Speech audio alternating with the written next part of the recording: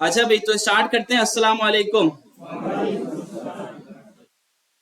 हाँ, रिकॉर्डिंग तभी तो सलाम पेश किया है मैंने आप सबको।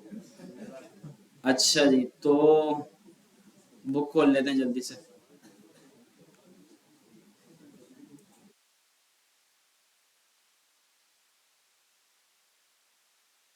तो आज से जो है वो हम स्टार्ट कर रहे हैं सीएसएस। सीएसएस की फुल फॉर्म क्या है भाई? जीता होगा यार अब तो अभी से ही। अच्छा, बुक खोली हुई है। चलो। अच्छा, अब ये इसकी जो फुल फॉर्म है वो है कैस्केडिंग स्टाइल शीट। ठीक है भाई। स्टाइल शीट क्या होती है, क्या जिसमें मतलब स्टाइलिंग वगैरह हम कर रहे होंगे एचटीएमएल के लिए, और उसकी पूरी एक शीट होगी, वो मतलब एक फाइल होगी। अच्छा, इसमें जो एक वर्ड आ रहा है कैस्केडिंग, इसका मतलब पता है किसी को? किसको पता है? सबको नहीं पता? क्या है, आप बताएं। हम्म। अच्छा जी, तो थोड़ा समझ में नहीं आया मुझे वैसे। जी आप। हाँ, लिंक करना।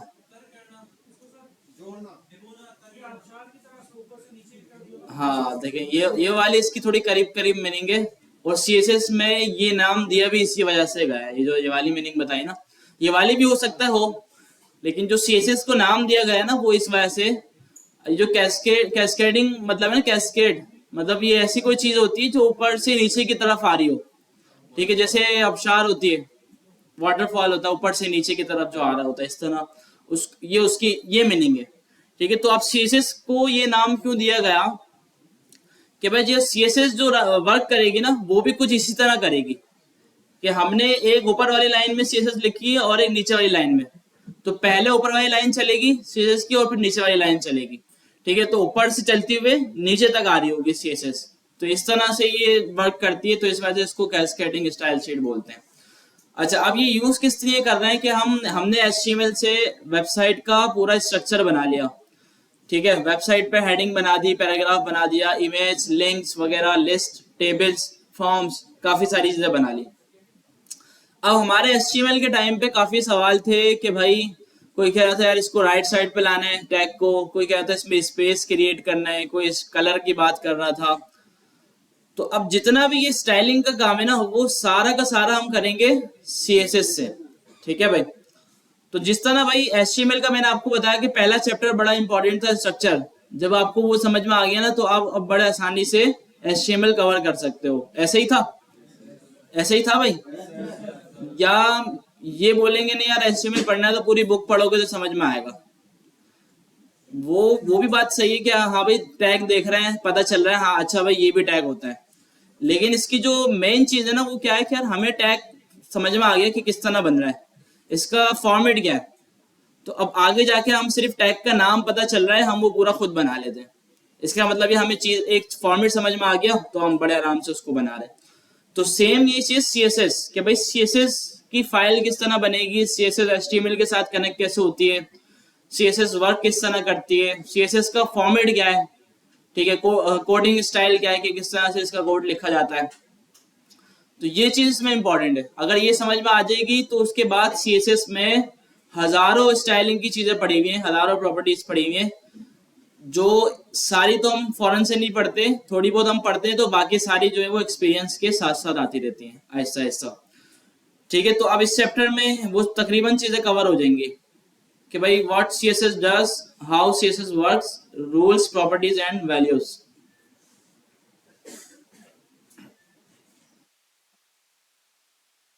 अच्छा भाई देखें, अब ये थोड़े रूल आपको बता रहा है। वो रूल क्या बता रहा है, देखिए ये रूल वाली बात ना, ये बड़े गौर से सुना करें और याद रखा करें ना।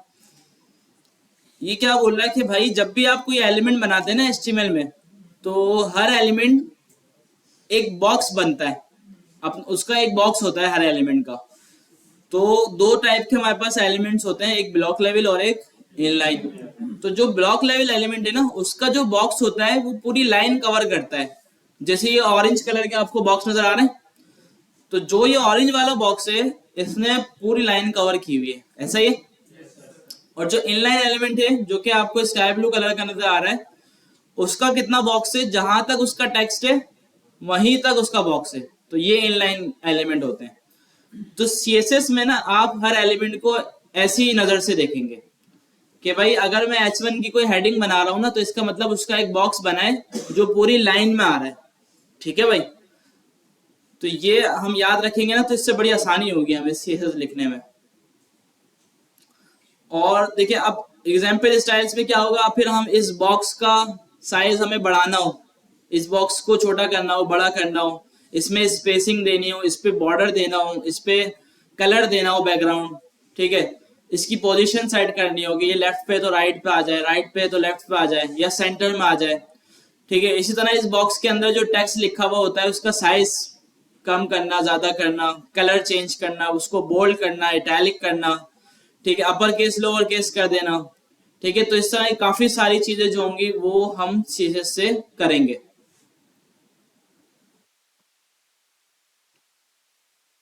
अच्छा भाई, CSS associate style rules with HTML element, कि भाई आप सीएसएस जो है ना एचटीएमएल एलिमेंट के साथ एसोसिएट हो जाता है, कि भाई आप उसको गेट कर लेते हैं एलिमेंट को और उसके बाद उसके ऊपर सीएसएस लगाते हैं। अच्छा, अब इसका फॉर्मेट क्या है, कोडिंग पैटर्न क्या है, कि इसमें एक होता है सेलेक्टर। क्या होता है भाई? सेलेक्टर देखिए क्या चीज है कि यार हम जिस एलिमेंट पे स्टाइल देना जा रहे हैं ना, अब वो एलिमेंट एचटीएमएल का कोई भी एलिमेंट हो सकता है। मिसाल के तौर पे कोई हेडिंग है, कोई पैराग्राफ है, कोई इमेज है, कोई भी वो एलिमेंट हो सकता है। सेलेक्टर में क्या होगा कि यार किसी ना किसी तरीके से उस एलिमेंट को गेट करना सबसे पहला काम होता है सीएसएस में, तो इसको हम बोलते हैं सेलेक्टर। अब एलिमेंट को गेट करने के काफी सारे तरीके होते हैं, कि उसके नाम से कर लेना, मतलब पी लिखा हुआ है तो इसका मतलब पैराग्राफ को सेलेक्ट कर लिया। तो इसी तरीके से क्लास से भी सेलेक्ट कर सकते हैं, आईडी से भी सेलेक्ट कर सकते हैं, ठीक है भाई, उसके नेम से भी सेलेक्ट कर सकते हैं। और सेलेक्टर अभी और आगे पढ़ेंगे, हम देखेंगे कौन कौन से होते हैं।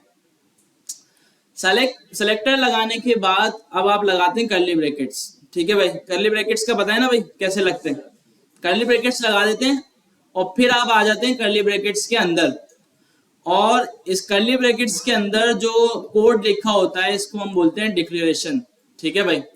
अच्छा, डिक्लेरेशन के अंदर भी दो चीजें होती हैं, एक होती है प्रॉपर्टी और एक होती है वैल्यू। जिस तरह एचटीएमएल के अंदर आपने एट्रीब्यूट देखा, तो एट्रीब्यूट की भी एक होते हैं नेम और एक होता है वैल्यू। तो डिक्लेरेशन के अंदर भी एक प्रॉपर्टी होती है और एक वैल्यू होती है। इसका फॉर्मेट क्या है कि आपने प्रॉपर्टी का नाम लिखना है, कॉलन लगाना है और प्रॉपर्टी की वैल्यू लिख देनी है। अच्छा, एट्रीब्यूट का क्या सिंटेक्स था कि आपने एट्रीब्यूट का नाम दिया, इक्वल टू लगाया और आपने उसकी वैल्यू दे दी आगे इन्वर्टेड कॉमा के अंदर। सीएसएस में इन्वर्टेड कॉमा नहीं लगाते वैल्यू में, ये डायरेक्टली आप दे देते हैं। तो आपने प्रॉपर्टी का नाम देना है, कॉलन देना है और उसके बाद आपने वैल्यू दे देनी है। अच्छा, डिक्लेरेशन के अंदर एक से ज्यादा प्रॉपर्टीज भी हम लिख सकते हैं कर्ली ब्रैकेट्स के अंदर, कि भाई हमने ऊपर देखिए यहाँ पे इन्होंने फॉन्ट फैमिली ऐड किया हुआ है, नीचे कलर ऐड किया हुआ है। तो इसी तरह से एक एलिमेंट को मल्टीपल स्टाइल भी दे सकते हैं, कि भाई इसका फॉन्ट साइज भी बढ़ा दिया, इसका कलर भी चेंज कर दिया, इसको बोल्ड भी कर दिया। तो एक ही एलिमेंट को मल्टीपल स्टाइल भी दे सकते हैं। ठीक है भाई, ये चीज क्लियर है? देखिए, एलिमेंट तो एलिमेंट है ना, सेलेक्टर किसको कह रहे हैं कि भाई एलिमेंट को सेलेक्ट करना, उसके डिफरेंट तरीके हैं, उसके नाम से, उसकी आईडी से, उसकी क्लास से। तो ये जो सेलेक्ट कर रहे हैं ना, इसको सेलेक्टर बोलते हैं, कि भाई सेलेक्टर लगाओ। अब जैसे मैं अब किसी को बताऊंगा यार मैं इस चीज में क्लास का सेलेक्टर यूज कर रहा हूँ, तो अब वो सामने सुनने वाला क्या समझेगा, अच्छा इसने क्लास से टारगेट किया है। अगर मैं किसी को बताऊंगा यार मैं सीएसएस में आईडी से सेलेक्टर लगाया हुआ है मैंने आईडी, तो उसका क्या मतलब है, आईडी से उसको टारगेट कर रहा है। ठीक है, तो ये चीज सेलेक्टर है कि एलिमेंट को गेट कर लेना और उसके बाद उस पर स्टाइलिंग देना। ठीक है भाई, जिस तरह देखिए सेलेक्टर क्या है, जैसे आप सब बैठे हुए और मुझे यहाँ पे मुझे किसी को ना एक बैज लगाना है, यहाँ पे बुला के बैज लगाना, स्टाइल देना है, या उसको उसके बाल सेट कर देना है, उसको टोपी पहना देनी है, कुछ भी कर देना है उसको ना।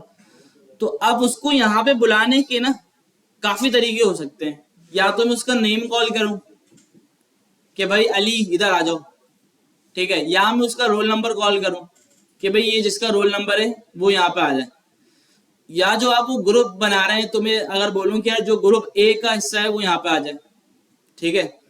तो अभी काफी सारे तरीके हो गए एक चीज को बुलाने के लिए, एक किसी पर्सन को यहाँ पे बुलाने के लिए। तो इसी तरह से सीएसएस में किसी एलिमेंट को टारगेट करने के मल्टीपल तरीके हैं, उसके नाम से, क्लास से, आईडी से, ठीक है भाई, चाइल्ड से भी होता है कि अगर ये चाइल्ड है किसी का, ठीक है। तो अभी हम देखते हैं कि इसके क्या क्या तरीके होते हैं। समझ में आ गया सेलेक्टर?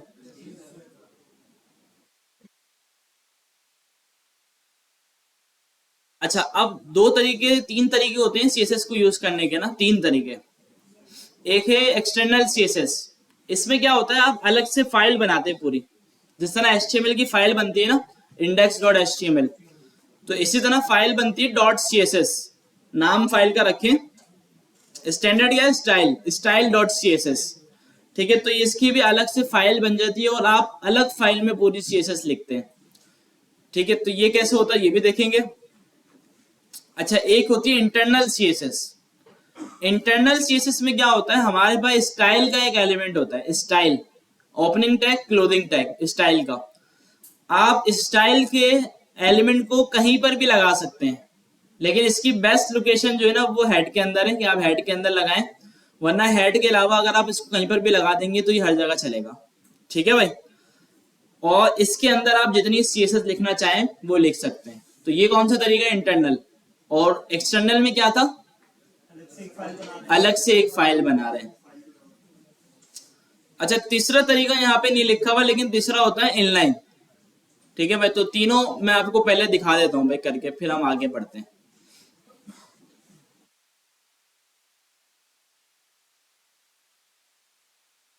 ठीक है भाई, सीएसएस का एक फोल्डर बना लेते हैं।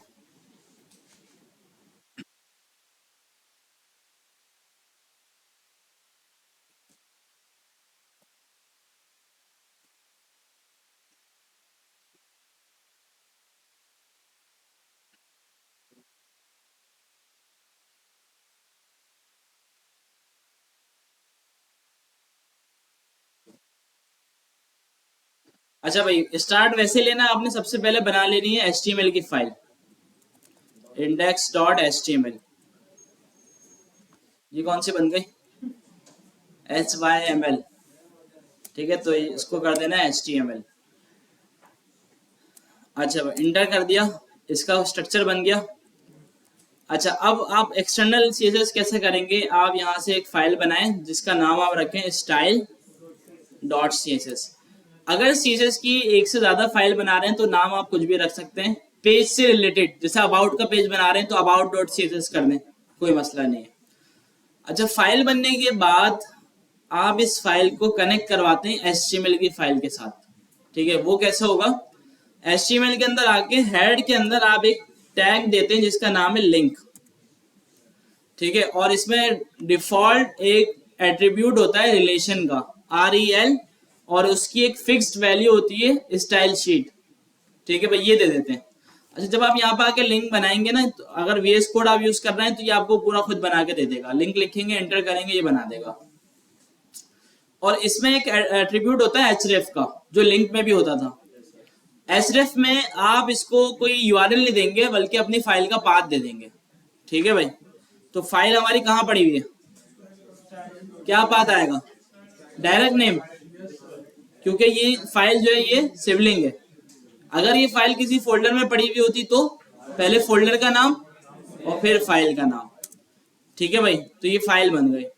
अच्छा, अब पता कैसे चलेगा ये फाइल मेरे HTML के साथ कनेक्ट हो गई है, आप ये जो href आ रहा है, कंट्रोल दबा के इस पे क्लिक करें आप, तो ये आपको इस फाइल में ले आएगा, ठीक है भाई।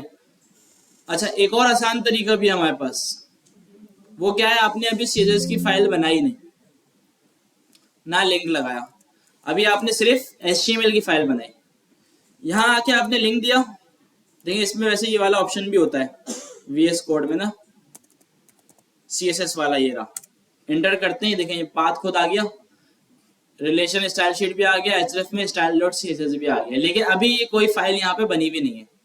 तो कंट्रोल दबा के आप इस पे क्लिक करेंगे, ये बोलेगा भाई कोई फाइल नहीं बनी हुई, लेकिन आप बोलते हो तो मैं आपके लिए बना देता हूँ क्रिएट फाइल। तो जैसे हमने क्रिएट फाइल किया, इसने फाइल बना दी, ठीक है, तो ऐसा यूज कर लेते हैं ज्यादातर इसको भाई, के फाइल बनाना ना पड़े, खुद बन जाएगी फिर वो। ठीक है भाई, ये चीज समझ में आ गई। अच्छा, अब पता कैसे चलेगा कि भाई ये हमारी इसके साथ कनेक्ट होगा ये, तो आप क्या करो, बॉडी को टारगेट करो और इस पे एक प्रॉपर्टी होती है बैकग्राउंड कलर, ये ऐड करके देख लो कि भाई कनेक्ट होगा या नहीं। जब हम चलाएंगे तो बॉडी पे रेड कलर आना चाहिए। कितना अच्छा लग रहा है ना, आंखों पे तो ही लग रहा।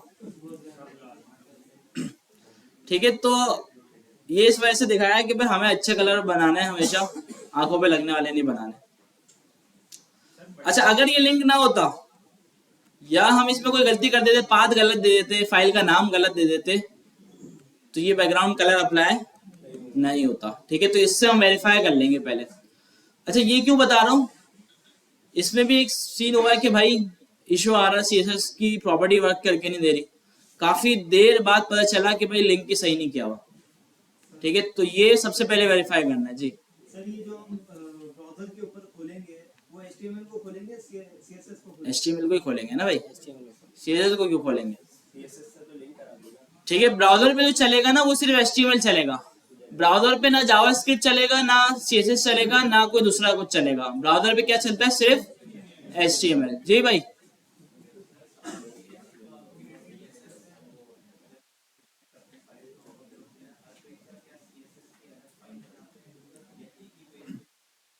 अच्छा भाई, आप देखें ये डिपेंड करता है आपकी वेबसाइट कितनी बड़ी है। अगर आपकी वेबसाइट बहुत बड़ी है, उसके हर पेज बहुत बड़ा है, तो आप क्या करते हैं, हर पेज के लिए सेपरेट सीएसएस की फाइल बना देते हैं। आपको पता है आपकी वेबसाइट बहुत छोटी है, इतने ज्यादा कोई सीएसएस का काम नहीं है उसमें, तो आप क्या करते हैं, एक ही फाइल बना देते हैं और उसको सब जगह कनेक्ट कर देते हैं। मतलब एक सीएसएस की फाइल 5 एचटीएमएल फाइल में भी लग सकती है। ठीक है भाई, या 5 एचटीएमएल फाइल के लिए 5 अलग सीएसएस की फाइल भी बना सकते हैं आप। सर ये सीएसएस में बॉडी कैसे लग रहा है? अच्छा, बॉडी जो है ना, ये सेलेक्टर है, ये भी मैंने बताया ना आपको, सेलेक्टर के बारे में बताया अभी आपको। तो मैंने सेलेक्टर लगाया बॉडी, मतलब बॉडी लिखे सर और आगे का बाय डिफॉल्ट होती है वो। बॉडी तो पहले से होती है ना एचटीएमएल में, ये रही। और तो सही है सर। ठीक है, सीएसएस में बिना बॉडी लिख रहा हूँ मैं, ठीक है, तो एंटर दबा रहा हूँ कुछ वो नहीं हो रहा। तो सॉफ्टवेयर पर रिलाय कर रहा हूँ ना भाई, फिर वही वाली बात आ गई। सॉफ्टवेयर पका के कोई देगा? अगर सॉफ्टवेयर पका के नहीं दे रहा तो हमें खुद पकाना है भाई। तो बॉडी खुद से लिख दो, नहीं दे रहा तो। जैसे मैंने लिखा था तो शायद, अच्छा ये बोल रहा, अब ये आ गया था ऐसे। जैसे आ रहा है सर। हाँ बस। हाँ तो भाई ऐसे आगे खुद करो ना आगे खुद करना होगा ना यार, हद होती है। ठीक है, तो वरना चैट जीपीटी से लिखवा लो भाई। नहीं सर वो नहीं, इसमें भी होता है, देखो इसमें पता है क्या होता है, इसमें प्रॉपर्टीज आती हैं। जैसे मुझे बैकग्राउंड कलर देना है ना, तो मैंने लिखा BA, तो देखो काफी सारे आ गए। BAC लिखा, ये आ गया देखो बैकग्राउंड कलर। इसमें ये होता है, जैसे मैंने एंटर करा पूरी प्रॉपर्टी बना दी, कलर भी आ गया भाई। इसमें ये होता है, देखो इसमें इतने सारे कलर इसने दिखा दिए कि इसमें से भाई कोई सा भी आप ले लो। ये ले लिया मैंने, देखो ये बन गया। अब जब मैं इसको चलाऊंगा, ये कलर अप्लाई क्यों नहीं हो रहा भाई? क्योंकि हमने इसका पाथ गलत कर दिया था। ठीक है भाई, तो सीएसएस में जो शॉर्टकट होते हैं ना, वो ये वाले होते हैं कि भाई प्रॉपर्टी की सजेशन देगा आपको ये। अगर आपको देखें कलर देना है, तो ये कलर इसने लाके दे दिया और फिर इसमें कलर नजर आ रहे हैं आगे। लेकिन बॉडी को कलर नहीं दे सकते, क्यों? बॉडी तो बॉडी है, टेक्स्ट को ये कलर हमेशा देते हैं टेक्स्ट को। ठीक है, तो ये प्रॉपर्टीज अभी हम पढ़ेंगे। ये बैकग्राउंड कलर क्या है, कलर क्या है, इसकी टेंशन नहीं ले, अभी पढ़ रहे हैं, पढ़ना शुरू कर रहे हैं अभी हम ये। ठीक है भाई, अच्छा ये हो गया एक्सटर्नल। और इंटरनल क्या है कि भाई आप हेड के अंदर आके स्टाइल का एक एलिमेंट बना लें, इसका ओपनिंग टैग भी और क्लोथिंग भी है। और यहाँ पे आप वही वाली सीएसएस जो वहां लिख रहे थे वो यहाँ लिखते हैं। ठीक है भाई, तो ये देखें दोनों सही है। ठीक है, अब वही वाली बात है, अगर आपकी सीएसएस बहुत सारी है, इतनी सारी है कि एचटीएमएल का पेज खुल रहा है कि वो सीएसएस नजर आ रही है, तो इससे बेहतर रहेगा कि आप उसको एक्सटर्नल में डालें। अगर आपकी सीएसएस 2-3 प्रॉपर्टी आपने डाली हुई है, 2-3 चीजें डाली हुई है उसमें, तो यहीं पर ही डाल दें। कि आप बोले यार सिर्फ 2-3 लाइनें लिखनी है, अब मैं उसके लिए अलग फाइल क्यों बनाऊं, इसी में डाल दूं। और अगर आपको ज्यादा सीएसएस लिखनी है तो आप क्या करेंगे, अलग फाइल बनाएंगे। तो ये तो हमारे ऊपर है ना, हमें खुद समझ में आ रहा है, हाँ भाई ये वाली बात है जी। प्रायोरिटी जो होगी वो, इसमें प्रायोरिटी वाली चीज अभी आएगी आगे। काफी सारी चीजें देखी जाती हैं उसमें ना, टॉप और बॉटम भी देखा जाता है कि ऊपर कौन सा है नीचे कौन सा है, ठीक है। फिर क्लास की प्रायोरिटी ज्यादा होती है आईडी की, तो आईडी की ज्यादा होती है। फिर इसमें एक और कीवर्ड भी होता है इंपॉर्टेंट, तो अभी आगे आगे वाले चैप्टर में आएगा ये, ठीक है, तो जब देखेंगे हम। तो ये हो गया इंटरनल और अलग फाइल, एक्सटर्नल। एक होती है हमारे पास इनलाइन। इनलाइन कैसे होती है, जैसे मैं H1 दे रहा हूं और अगर मुझे इसको इनलाइन देना है तो मैं यहाँ पे एक एट्रीब्यूट भी दे सकता हूँ स्टाइल का। स्टाइल का एक एट्रीब्यूट होता है, तो यहाँ पे मैंने दिया कलर, इसको दे दिया मैंने रेड, ठीक है भाई। मैं इसको चला के देखता हूँ तो ये देखें कलर अप्लाई हो गया। तो ये वाली कौन सी है, इनलाइन। अगर इसमें आपने एक और प्रॉपर्टी देनी है तो आप आगे इस तरह से सेमीकोलन लगा के दे सकते हो। तो इसमें सेलेक्टर क्यों नहीं है, ये हम इसी को दे रहे हैं, हम ये स्टाइल इसी को दे रहे हैं, तो इस वजह से इसमें सेलेक्टर नहीं है, ठीक है भाई।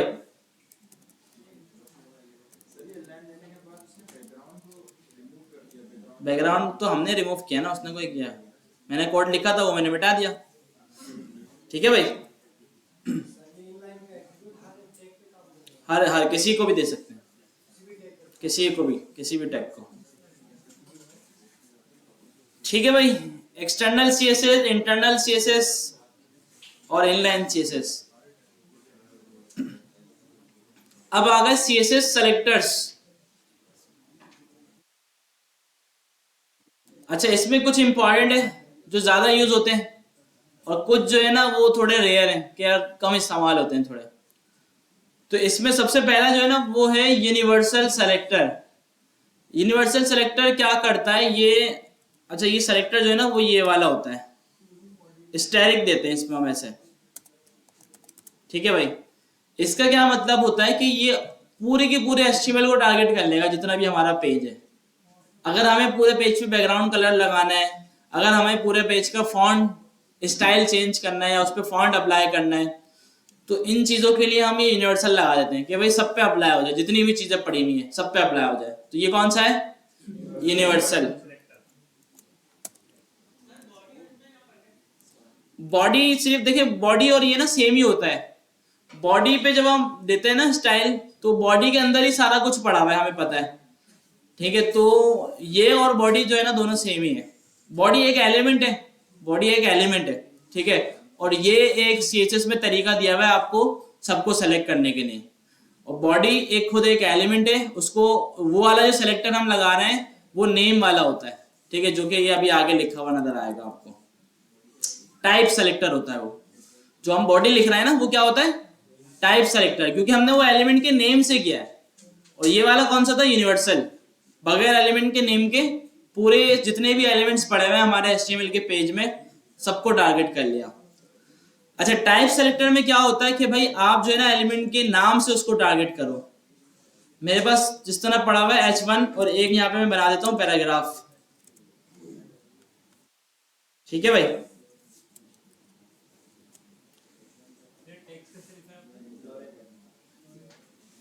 बताया तो था, भूल गए या आए नहीं थे। लॉरेम लिखता है, एंटर कर देते हैं। वीएस कोड का फीचर है, वीएस कोड डाल के देता है कोड, ये एचटीएमएल का कुछ भी नहीं है, ठीक है भाई। कभी कोई समझ एचटीएमएल बना के दे रहा है, एचटीएमएल नहीं बना के देता है, ये कौन बना के देता है, सॉफ्टवेयर बना के देता है। अच्छा जी, अब मेरे पास एक H1 पड़ा हुआ है, तो मैंने कहा भाई H1 का कलर आप कर दो ब्लू,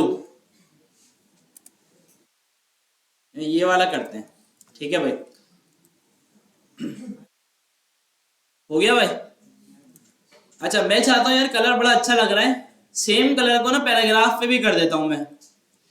तो अलग से पैराग्राफ को जाने देने की जरूरत नहीं है। हम इसमें टाइप सेलेक्टर में क्या होता है, आप कॉमा लगा के दूसरे टैग का नाम भी दे सकते हैं इस तरह, ठीक है भाई। इस पे भी अप्लाई हो गया। तो ये जो हमने दिए हैं सेलेक्टर, ये कौन से सेलेक्टर है? Type selector.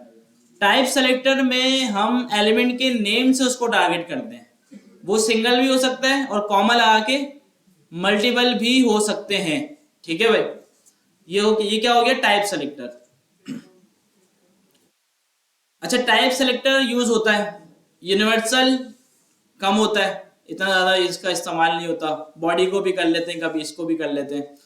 टाइप सेलेक्टर और क्लास सेलेक्टर, क्लास सेलेक्टर सबसे ज्यादा इस्तेमाल होता है, क्लास वाला। क्लास किस तरह दे रहे थे, याद है? क्लास, और इसको मैंने बोल दिया टेक्स्ट। क्लास की जो वैल्यू है अपनी मर्जी से रख सकते हैं, ऐसा ही। क्लास को कैसे टारगेट करते हैं? डॉट से। आप लगाते हैं डॉट और उसके बाद क्लास की जो वैल्यू होती है वो आप दे देते हैं। क्या वैल्यू होती? टेक्स्ट। अब आपने जो भी स्टाइल देना हो। अच्छा, अभी हम सिर्फ कलर, बैकग्राउंड कलर से खेल रहे हैं क्योंकि हम सिर्फ सेलेक्टर पढ़ रहे हैं। जब हमें सेलेक्टर समझ में आ जाएंगे ना, फिर हम दूसरी प्रॉपर्टीज पे जाएंगे कि और क्या क्या होता है। तो मैं इसको बोल देता हूँ यार, इसका बैकग्राउंड कलर आप चेंज कर दो। आप इसका बैकग्राउंड कर दो ब्लैक। ठीक है भाई, हो गया भाई। तो ये वाला सेलेक्टर कौन सा लगाया हमने? टेक्स्ट। अच्छा, मैं चाहता हूं यार H1 का भी ब्लैक हो जाए, तो अब मुझे H1 यहाँ पे कॉमा डाल के देने की जरूरत नहीं है, बल्कि मैं सेम क्लास दोनों को दे सकता हूं। मैंने कहा इसकी भी क्लास टेक्स्ट है और इसकी भी क्लास टेक्स्ट है, तो जहां जहां आप टेक्स्ट की क्लास देंगे वहां वहां ये कलर अप्लाई हो जाएगा, बैकग्राउंड कलर। क्लास का ये फायदा होता है, क्योंकि एक क्लास को ना आप काफी जगहों पे दे सकते हैं, ग्रुपिंग के लिए इस्तेमाल होती है। जैसे आपकी पूरी एक क्लास बनी हुई है, सारे एक साथ बैठ के क्लास ले रहे हैं, ठीक है, तो इसमें क्या होता है, एक क्लास आपने काफी सारे एलिमेंट को दे दी और क्लास को टारगेट करके आपने स्टाइल अप्लाई किया, तो वो सब पे हो गया। तो इसका फायदा क्या हुआ, हमें हर एलिमेंट को अलग अलग ऐड करना नहीं पड़ा, बल्कि एक क्लास सबको दे दी और उसी से सारा काम हो गया। तो क्लास सेलेक्टर जो है ना वो बहुत ज्यादा इस्तेमाल होता है। अच्छा, अब मिसाल के तौर पे ऊपर मैंने दिया हुआ है कलर, इसको ब्लू वायलेट, और नीचे क्लास को देके दोबारा से अगर मैं इसको कलर दे दूं ब्राउन, तो कौन सा वाला चलना चाहिए? दोनों। दोनों कैसे चलेंगे? दोनों नजर आएंगे। ठीक है, तो ये ब्राउन क्यों आया? अच्छा, इसके दो रीजन है। एक तो ब्लू वाला ऊपर है और ब्राउन वाला नीचे है, और दूसरा क्लास भी है, क्लास की भी प्रायोरिटी बनती है। ठीक है भाई, तो वरना अगर आप इसको इस तरह पे लिख देते ना H1 और कॉमा P, तो कौन सा आता? ठीक है भाई, कौन सा आ रहा है? ब्राउन ही आ रहा है, क्योंकि ब्राउन वाला नीचे है। कैस्केडिंग जो चीज है वो यही है, ऊपर से नीचे आ रही है, कि पहले ये वाला अप्लाई हुआ उस पर, ये वाला भी चला, लेकिन जब ये वाला आया ना उसने उसको रिप्लेस कर दिया। अच्छा भाई, आईडी सेलेक्टर इस्तेमाल होता है सीएसएस में, लेकिन इतना ज्यादा नहीं जितना ज्यादा क्लास होती है। ठीक है, तो यहां पे हम एक काम करते हैं, एक हेडिंग बना लेते हैं और इसको हम दे देते हैं आईडी। ठीक है भाई, इसको आईडी क्या दी थी मैंने? स्कूल। और आईडी को कैसे टारगेट करते हैं हम? हैश लगा के। ठीक है भाई, हैश लगाया, आईडी की जो भी वैल्यू है वो हमने दी, और अब आप इसको जो भी स्टाइल देना चाहें आप दे सकते हैं। ठीक है भाई, कौन सा कलर दे दिया? Chocolate colour. ठीक है भाई, तो ये वाले होते हैं, बाकी वो दूसरे वाले पाकिस्तानी नहीं होंगे। चॉकलेट तो एक कलर होता है इंग्लिश में भी। ठीक है भाई, आईडी सेलेक्टर हो गया। तो कितने देख लिए हमने? यूनिवर्सल, टाइप, क्लास और आईडी। अच्छा, अब आ गया हमारे पास चाइल्ड सेलेक्टर। तो बिल्कुल ये भी हो सकता है, इस्तेमाल होता है काफी। ये किस लिए इस्तेमाल होता है कि भाई अगर मेरे पास एक लिस्ट बनी हुई है,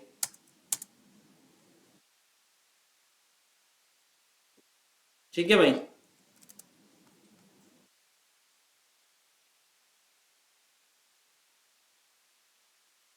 ठीक है, तो यहां पे मैं 2-3 सिटीज ऐड कर देता हूं।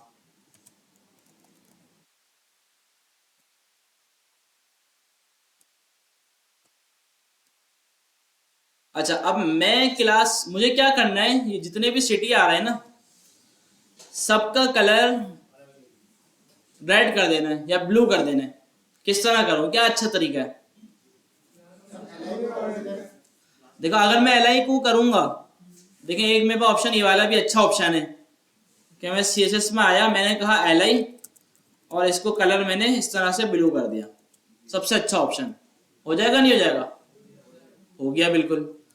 तो इससे एक नुकसान है, अगर दूसरी मैंने एल आई यूज किए हो कहीं पर, और मैं नहीं चाहता उनको भी ब्लू कलर हो, क्योंकि ये एल आई क्या करेगा, जितने भी एल आई पड़े हुए ना, सबका कलर ब्लू कर देगा। ये टाइप सेलेक्टर का ये काम है। सेम ऊपर जो हमने दिया हुआ है ना, ये H1 और P, तो ये भी सेम यही काम करेंगे। जितने भी H1 पड़े हैं सबका कलर ब्राउन कर देंगे, जितने भी पैराग्राफ पड़े हैं सबका कलर ब्राउन कर देंगे। तो इसमें इसका ये नुकसान है। तो अब क्या हल है? या तो देखिए, हाँ, हम सारे एल आई को क्लास देंगे, तो हमें इस वाले केस को करने के लिए तीन तीन एलिमेंट को क्लास देनी पड़ जाएगी। अगर ये 10 होते तो 10 बार क्लास देनी पड़ जाती। तो इससे बेहतर ये है कि हम दे देते हैं OL को क्लास, इसके पेरेंट को, और पेरेंट के जरिए इस चाइल्ड को स्टाइल दे देते हैं। कैसे भाई? मैंने कहा भाई लिस्ट की क्लास है मेरे पास, लिस्ट इसकी वैल्यू ग्रेटर देन का साइन लगाते हैं और चाइल्ड का नाम दे देते हैं। चाइल्ड का नाम क्या है? LI। तो अब देखिए, इसने स्टाइल अप्लाई कर दिया, और ये सिर्फ इसी को करेगा। अगर मैं दूसरी कोई लिस्ट बनाता हूं तो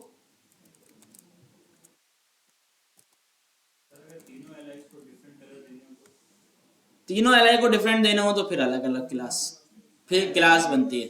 लेकिन फायदा नहीं है ना उसका। ठीक है, तो फिर तो गोला गंडा बन जाएगा ना यार। अपार्ट फ्रॉम गोला गंडा, मतलब हर एलआई पे अलग अलग क्लास देंगे। हाँ, अलग अलग देंगे, बिल्कुल ऐसा ही है। ठीक है, अब इससे आप देखें कि दूसरे वाले एल आई पे कोई इम्पैक्ट नहीं आया इसका, सिर्फ जिसको टारगेट किया था, जिसके पेरेंट को और उसके चाइल्ड को उसने जाके स्टाइल दे दिया। क्लियर है भाई? चाइल्ड, अच्छा, ये चाइल्ड जो है ना, एक नहीं हो सकता बल्कि और ज्यादा नेस्टेड भी जा सकते हैं। ये कुछ इस तरह से, समझ रहे हैं ये वाली चीज, कि भाई एल आई के अंदर क्या पड़ा हुआ है? एंकर का टैग, एंकर के टैग के अंदर क्या पड़ा हुआ है? तो इस तरह नेस्टेड एलिमेंट भी हो सकते हैं इसमें। ठीक है, जितना आप नेस्टेड जाना चाहें, चाइल्ड सेलेक्टर को यूज करके आप जा सकते हैं जी।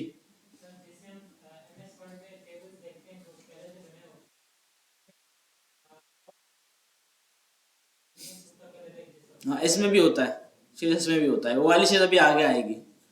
ठीक है भाई, तो वो वाली चीज आगे आएगी, तो उसमें हम देख लेंगे फिर। चाइल्ड सेलेक्टर समझ में आ गया? अच्छा, अब इसके अलावा आगे जो ये तीन नजर आ रहे हैं ना आपको, इनका इस्तेमाल है लेकिन थोड़ा रेयर है, बहुत कम है। ठीक है भाई, तो जिसमें सबसे पहला जो है ना, वो डिसेंडेंट सेलेक्टर है। ये क्या करता है? Targets any A element that sit inside a P element even if there are other element nested between them. ठीक है भाई, समझ में आया? भाई A का वो एलिमेंट जो P के अंदर है, अब इसके बीच में चाहे जितने भी एलिमेंट हो, ये उसको जाके डायरेक्ट टारगेट कर लेगा, डायरेक्ट चाइल्ड ना हो। इसका मतलब ये, मिसाल के तौर पे अगर मैं अब ये चीज करके दिखाऊं,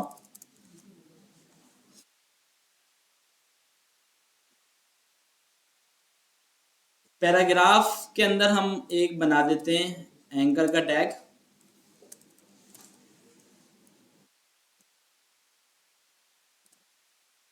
ठीक है, इसको बोल देते हैं गूगल स्टोर।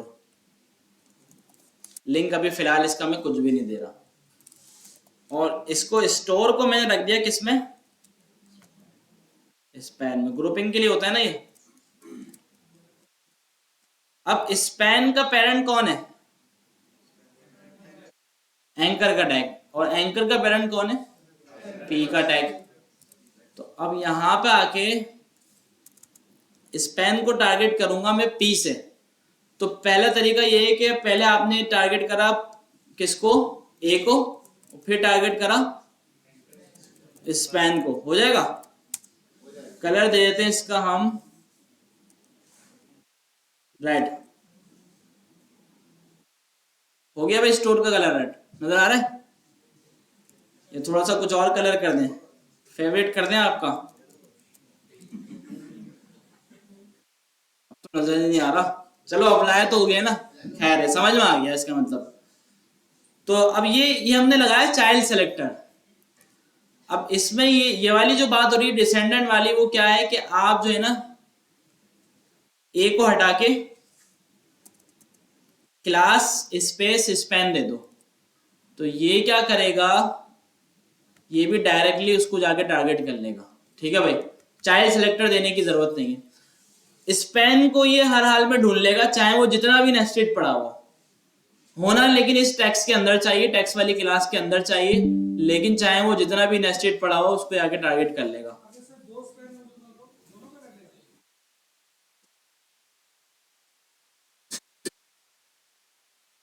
चार्जर नहीं है इधर के, इसका चार्जर पड़ा हुआ होगा। क्या कह रहे हैं भाई? हाँ दोनों पे कर देगा, दो होंगे तो दोनों पे कर देगा।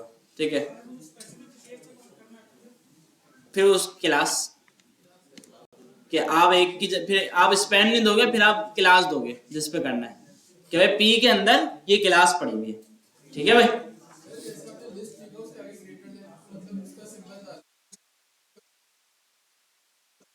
तब भी वर्क करेगा, बिल्कुल ऐसा ही है। तो ये तो डायरेक्ट चाइल्ड है ना, ये डायरेक्ट चाइल्ड नहीं है स्पैन इसका। डायरेक्ट चाइल्ड मतलब ये एल जो है वो लिस्ट का बेटा है, और स्पैन जो है वो टेक्स्ट का पोता है। समझ में आ रही है ना बात? तो इस पे ये अप्लाई तो हो गया, लेकिन अगर एल जो है इसका डायरेक्ट चाइल्ड नहीं होता ना, फिर ये अप्लाई नहीं होता। अब जैसे मैं इसको बोलूं कि भाई टेक्स्ट के अंदर स्पैन पड़ा हुआ है, इसने अप्लाई नहीं करा, क्यों नहीं किया?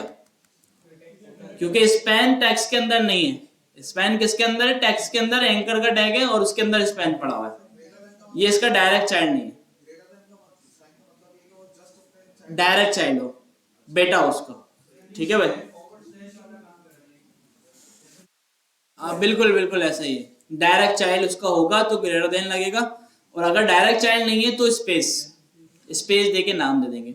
अच्छा, डायरेक्ट चाइल्ड वाला जो ये ज्यादा इस्तेमाल होता है, स्पेस वाला भी होता है लेकिन इतना ज्यादा नहीं होता, और बाकी के ये दो जो बचे ये भी होते हैं लेकिन इतने ज्यादा नहीं होते। अच्छा, एडजेसेंट सिबलिंग सेलेक्टर, इसमें क्या होता है कि भाई जैसा कि फिलहाल इन सब चीजों को कर रहा हूं, कमेंट जी बोले।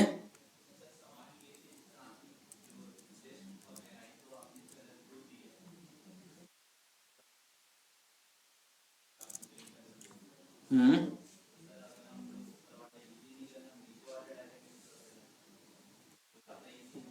कौन सा वाला? ये वाला?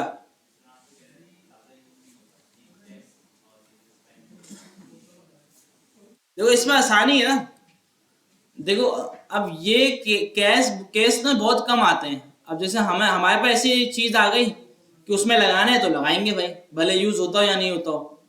ठीक है, अब इसने देखे हमारा टाइम बचा लिया ना इसने। अब टेक्स्ट के अंदर मैं बोल रहा हूँ स्पैन उसको टारगेट नहीं करा उसने, अगर मैं इस तरह करता तो देखो दो ग्रेटर देन के साइन लगाए और एक ए का टैग लगाया, तो ये कोड एक्स्ट्रा हो गया। जबकि एक तरीका हमें दिया हुआ है डायरेक्ट ना भी हो तो चलेगा, वो क्या, ये हटा दो और स्पेस देके बस उसका नाम दे दो। हम्म,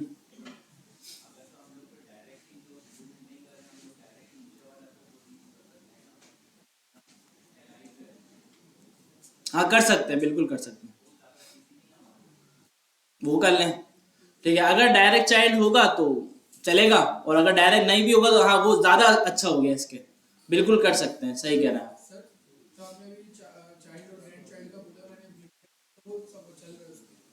चाइल्ड और लिस्ट, तो अगर मैं एक और क्लास बना दूं लिस्ट के अंदर और फिर देन उसमें एलाइन लिख डाल दूं तो वो तब भी उसको स्पेस के उस पे चला रहा है, एज अ चाइल्ड उस पे वो नहीं चलाएगा। लिस्ट के अंदर मैं क्या कर दूं? एक और आप इसके अंदर क्रिएट करें इसका चाइल्ड, और उसके अंदर एलाइन की लिस्ट डाल दें, और देन स्पेस के बाद करें यहाँ पे बोल रहे हैं एक और बना दें जी, इस तरह। कहीं भी कुछ भी कर दें, कोई भी डिप बना लें, कुछ भी करा दें। अच्छा भाई, लिस्ट हो गया और इसमें बोल दिया हमने टेस्ट। अब क्या करें? अब इसकी क्लास टेस्ट पास कर दें, ठीक है, और ठीक है, CSS पे अप्लाई करें लिस्ट के ऊपर तो वो डायरेक्ट इसको कैच कर रहा है ग्रैंड चाइल्ड को। इस तरह करना है ना। जी इस तरह, लेकिन ये वहाँ पे वो आ रहा है। यही तो करा है मैंने, यही तो समझाया मैंने। नहीं सर, अच्छा एक मिनट रुकिए, हम बाकी के कोड को कर देते हैं कमेंट। अभी आप कह रहे थे ना कि ग्रैंड चाइल्ड होगा मतलब दादा होगा, उसका पोता उसका यूज नहीं कर सकता प्रॉपर्टी जब तक आप ग्रेटर देन अदर चीजें यूज ना करो। मैंने इम्प्लीमेंटेशन करके देखा, स्पेस देकर और फिर यूज किया तो वो चाइल्ड को भी कर रहा है और ग्रैंड चाइल्ड को भी एक्सेस कर रहा है। अच्छा अभी देखिए ये कोड सही लिखा हुआ है जो आप समझाना चाह रहे हैं। और इसके अंदर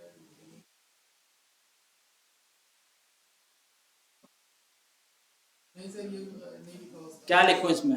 बताएं ना आपने आप क्या। बनाई थी ना, इसके अंदर एक और चाइल्ड बनाए और उसकी क्लास पास कर दी और उसके अंदर भी मिसाल के तौर पर चलो मैंने इसमें इस तरह स्पैन बना दिया एक।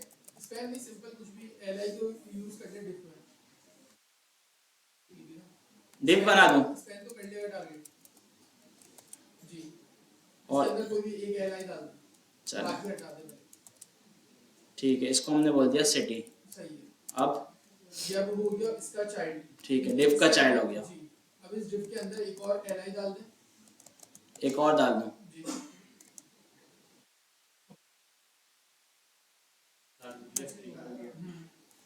जी ठीक है। चाइल्ड होगा ना। ठीक है भाई, सर मैं आपको दिखा दूं मैं क्या बोल रहा हूँ। दिखाओ दिखाओ, चलो देखो जैन, आप देखो, बैठे रहो, जैन देख रहा है आगे। ठीक है भाई। अच्छा इसके अलावा बल्कि सभी देख लेना यार, ऐसा कुछ होगा तो सब समझ जाएंगे। अच्छा है ना।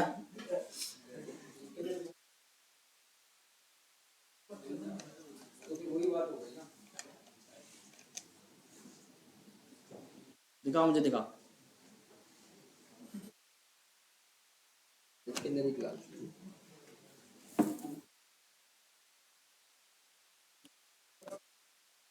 अच्छा डिफ को एक क्लास दे दी और ऑयल के अंदर डिफ बना हुआ है और डिफ के अंदर एक एलआई है।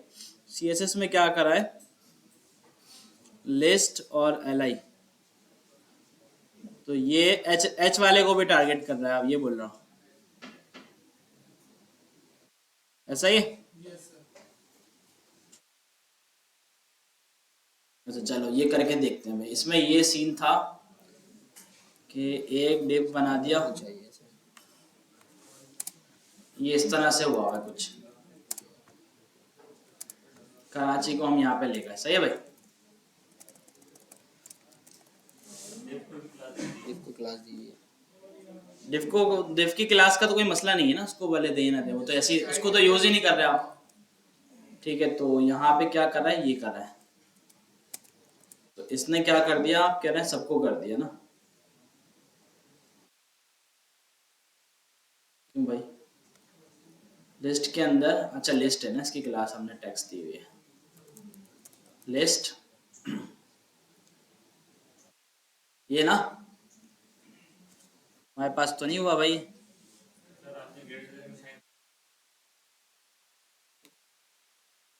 अच्छा ये तो सही कर रहा है ना भाई, सही है ना। हाँ तो यही मैंने बताया, यही बताया ना अभी मैंने। देखो अगर आप स्पेस देके एलआई लिखते हो ना, इसका क्या मतलब है, लिस्ट के अंदर जितने भी एलआई पड़े हुए हैं, चाहे वो किसी का चाइल्ड हो, डायरेक्ट चाइल्ड हो या नहीं हो, जितने भी नेस्टेड पड़े हुए हैं ना, सबको टारगेट कर लेगा। स्पेसिफिसिटी ज्यादा बढ़ जाती है। तो ग्रेटर देन का साइन यही बताया मैंने। कि आप टारगेट कर रहे हो पेरेंट्स से चाइल्ड की तरफ। अच्छा ग्रेटर देन का मतलब क्या होता है, सिर्फ डायरेक्ट चाइल्ड को करना। देखो ये देख लिया, सबको कर दिया इसने, स्पेस वाले ने। अच्छा अब मैं ग्रेटर देन लगाता हूं, तो इसने कराची को छोड़ दिया, क्यों? कराची डायरेक्ट चाइल्ड नहीं है। तो ये वाला सिनेरियो भी हमारे पास हो सकता है कि भाई हम सिर्फ डायरेक्ट चाइल्ड को करना चाह रहे हैं, हम नेस्टेड वाले को नहीं चाह रहे हैं, तो इस वजह से दोनों सेलेक्टर का अपना यूज केस है। ऐसा ही है भाई, समझ में आया भाई सबको? ठीक है भाई, दोनों सेलेक्टर का अपना यूज केस है, हम हो सकता है नेस्टेड वालों को टारगेट नहीं कर रहे हो। अच्छा भाई अब आ जाता है एडजेसेंट सिबलिंग, इसको हम कर रहे हैं कमेंट। और इसको भी फिलहाल।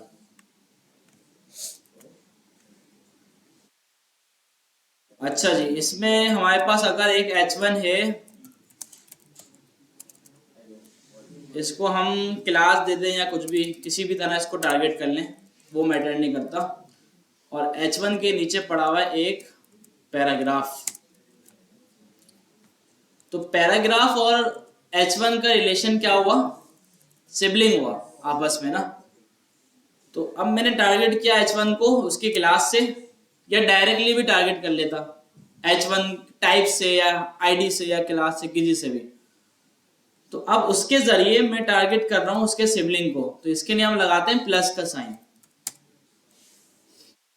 ठीक है भाई, मैंने कलर दे दिया। तो किस पे अप्लाई हुआ? ये पैराग्राफ पे। पैराग्राफ को टारगेट कैसे किया? H1 के थ्रू। पहले H1 को टारगेट किया उसकी क्लास से, प्लस लगा के P लिख दिया। तो इसने क्या करा? हेडिंग को टारगेट किया और उसका जो पहला सिबलिंग था उसको टारगेट कर लिया। पहला सिबलिंग होना चाहिए।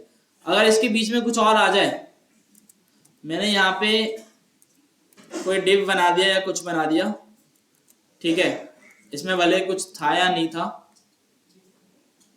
तो ये उसको टारगेट नहीं करेगा। ठीक है भाई, उसका डायरेक्ट सिबलिंग होना चाहिए, मतलब फौरन बाद आए। ठीक है, अगर अच्छा फौरन बाद नहीं आ रहा लेकिन उसका सिबलिंग है, नीचे कहीं पर भी आ रहा है, तो आप क्या करेंगे? प्लस हटा के यहाँ पे आप साइन लगा देंगे। कौन सा? अच्छा क्या बोलते हैं इसको, मैं नाम भूल गया इसका, क्या नाम है इस साइन का भाई? हाइफन है ये? भाई क्या हो गया? डेल्टा बोलते हैं ना इसको शायद।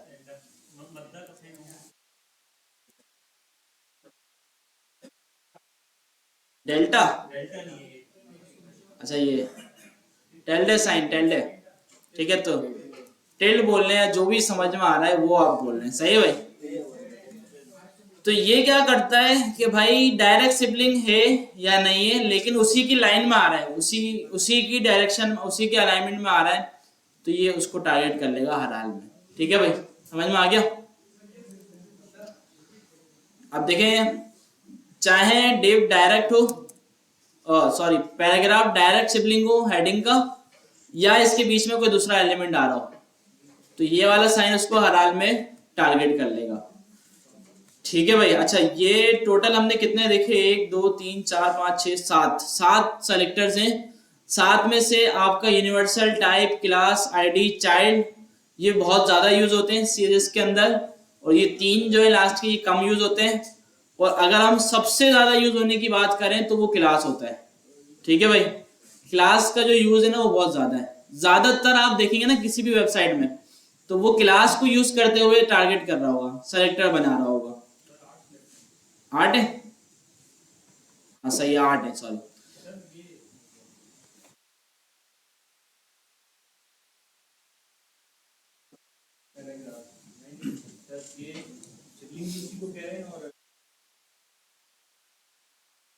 चाइल्ड उसी को कह रहे हैं, ये सिबलिंग है ना, देखें आपस में। और अगर H1 के अंदर कोई एलिमेंट बना हुआ होता, वो H1 का चाइल्ड है। वो बॉडी के अंदर वो अंदर आ रहा है ना, उसके अंदर आ रहे हैं तो चाइल्ड है। और अगर एक साथ आ रहे हैं दोनों, तो जिस तरह फाइल्स में होता है, डायरेक्टरी स्ट्रक्चर में जिस तरह बताया था, वही वाला सीन है यहाँ पे भी।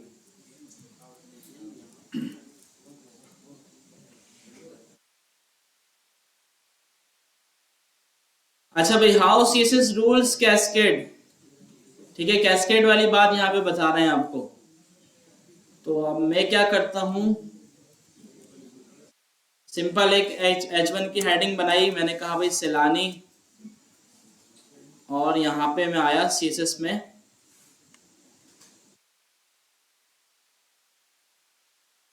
मैंने क्या कहा, मैंने कहा भाई H1 को आप कलर दे दो ब्लू। रीलोड करा, ब्लू कलर आ गया, सही है भाई। अच्छा, इसी के नीचे अगर मैं दोबारा आया, मैंने कहा भाई H1 को कलर दे दो आप ऑरेंज, तो कौन सा आएगा? ऑरेंज आया। ठीक है भाई। अच्छा, अब मैं इसको एक क्लास भी दे रहा हूं हेडिंग की, और मैं क्या कर रहा हूँ, क्लास को ऊपर लिख रहा हूँ हेडिंग, तो अब क्या आएगा, ब्लू आएगा, ऑरेंज आएगा, पक्का। रीलोड करा तो कौन सा आया, ब्लू आया, ठीक है भाई। अच्छा अब मैं नीचे आया दोबारा से, मैंने कहा हेडिंग कलर रेड, कौन सा आएगा, रेड या ब्लू, रेड आया, ठीक है भाई। अच्छा अब मैं इसको दे रहा हूं भाई आईडी, ठीक है भाई। और सबसे टॉप पे आके मैंने आईडी को टारगेट किया और मैंने दे दिया कलर, कौन सा कलर दे दिया, ठीक है भाई। तो ये वाला क्यों आया, क्योंकि आईडी की प्रायोरिटी सबसे ज्यादा है। अच्छा ये हो गया। अब मैं चाहता हूं यार नहीं इतने सारे दिए हुए, ऊपर भी नीचे भी, क्लास भी, आईडी भी, कोई भी ना आए, जो मैं दे रहा हूं वो आए। तो उसमें क्या होता है, आपको सीएसएस एक ऑप्शन देता है, एक्सक्लेमेशन मार्क इंपॉर्टेंट, ये लगा देते हैं आप कि भाई ये वाला जो है ना ये सबसे इंपॉर्टेंट है, ठीक है। तो ये वाला आएगा, जहां कहीं भी स्टाइल लगा हुआ होगा सबको इग्नोर करेगा, जिस पर आपने इंपॉर्टेंट लगाया वो सबसे पहले आएगा, उसकी प्रायोरिटी सबसे ज्यादा हो जाएगी। एक चीज है तो बताया ना, हम रखेंगे तो नहीं। आप बहुत सी लाइब्रेरी यूज करते हैं, उसको आपको ओवरराइड करना होता है। लेट सपोज अगर वहाँ पे क्लास नेम दी हुई और हम यहाँ पे भी क्लास नेम दे रहे हैं तो उसको उठाएगा। अगर आप CSS की स्टाइलिंग से उसको इम्पोर्टेंट कर देंगे तो उसकी प्रायोरिटी ज़्यादा हो जाएगी, फिर उसको उठाएगा। भाई मिसाल है तो दो बंदे काम कर रहे हैं वेबसाइट पे, एक H1 की हेडिंग को कलर देके गया था येलो, ऊपर कहीं दिया हुआ वो हमें नहीं पता दिया था या नहीं दिया था, और उसने दिया था आईडी से, हमने दे दिया क्लास से, वो चल नहीं रहा, हम परेशान क्यों नहीं चल रहा, ठीक है। तो हम क्या करेंगे, छोड़ो यार इतना कोई ढूंढ के ख्वारी क्यों करें, इंपॉर्टेंट, तो सबको छोड़ के कौन सा चलाएगा, वो हमारा वाला चलाएगा। तो ये सीन है इसका, क्लियर है भाई, ठीक है। तो यही चीज यहाँ पे देखें सारी समझाई गई है आपको कि भाई जिसको इंपॉर्टेंट दे दिया। अच्छा इंपॉर्टेंट से भी ज्यादा प्रायोरिटी मेरे ख्याल से होती है एक की, वो कौन सा इनलाइन वाला है शायद, ठीक है, कलर, तो इसको हम दे रहे हैं फॉरेस्ट ग्रीन, ठीक है भाई। नहीं इससे भी ज्यादा, सबसे ज्यादा इंपॉर्टेंट की है, इंपॉर्टेंट से पहले इसकी है, आईडी क्लास और सबको छोड़ के इंपॉर्टेंट से पहले इसकी है, इनलाइन वाले की, और सबसे ज्यादा किसकी है, इंपॉर्टेंट की। क्लियर है भाई ये चीज। इनहेरिटेंस, इसका क्या मतलब है, विरासत, इसमें भी होती है सीएसएस में, इसमें भी लड़ाई झगड़े होते हैं, ठीक है भाई। तो इसमें होता क्या है कि भाई अगर कोई पेरेंट है मेरा, देखें ये अभी इतना समझ में नहीं आएगा क्योंकि ये ज्यादातर जो है ना स्पेसिंग, पैडिंग, मार्जिन वगैरह के लिए इस्तेमाल कर रहे होते हैं हम। तो इसको हम ऐसा कर लेते हैं कि मैं यहाँ पे बना देता हूं एक पैराग्राफ, और पैराग्राफ में हम कुछ भी लिख देते हैं, और इसमें हम एक बना देते हैं स्पैन हेलो, ठीक है भाई। अब पैराग्राफ को टारगेट करके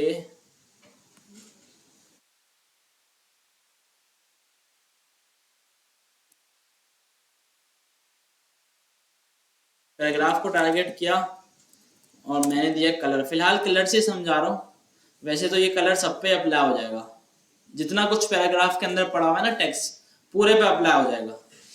तो लेकिन ये थोड़ा ना स्पेसिंग की वजह से इस्तेमाल होता है, स्पेसिंग हो गया, मार्जिन हो गया।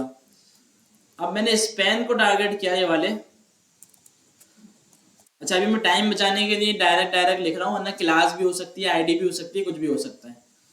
और मैंने इसको कलर दिया, कलर में मैंने बोल दिया इसको इनहेरिट, ठीक है। ये सिर्फ समझाने के लिए बता रहा हूँ, कलर के ऊपर ये नहीं होता, ये दूसरी चीजों पे होता है। स्पेसिंग हो गई, फॉन्ट स्टाइल हो गया। तो इनहेरिट का मतलब ये होगा कि भाई जो इसके पेरेंट के पास है ना वैल्यू, वो इसके पास आ जानी चाहिए, ठीक है। इसके पेरेंट के पास क्या है, रेड, तो इसके पास भी आ जाएगा रेड। अच्छा, अगर हम ये नहीं भी देते तो भी वो रेड ही था, लेकिन ये वाली चीज मैंने सिर्फ समझाने के लिए आपको बताई है। और इनहेरिट वैसे इतना ज्यादा इस्तेमाल नहीं होता, लेकिन एक चीज है सीएसएस में, तो भाई बता दिया आपको। क्लियर है भाई कि भाई जो मेरे पेरेंट के पास है वही मेरे पास आ जाए। हाँ, और अगर 2 3 4 5 सिबलिंग उसके चाइल्ड हैं तो सब इनहेरिट लगा देंगे तो सबके पास आ जाएगा। ऐसा नहीं कि एक ने इनहेरिट लगा दे सारा उसके पास चला गया, नहीं, यहाँ पे इक्वल डिवाइड होता है।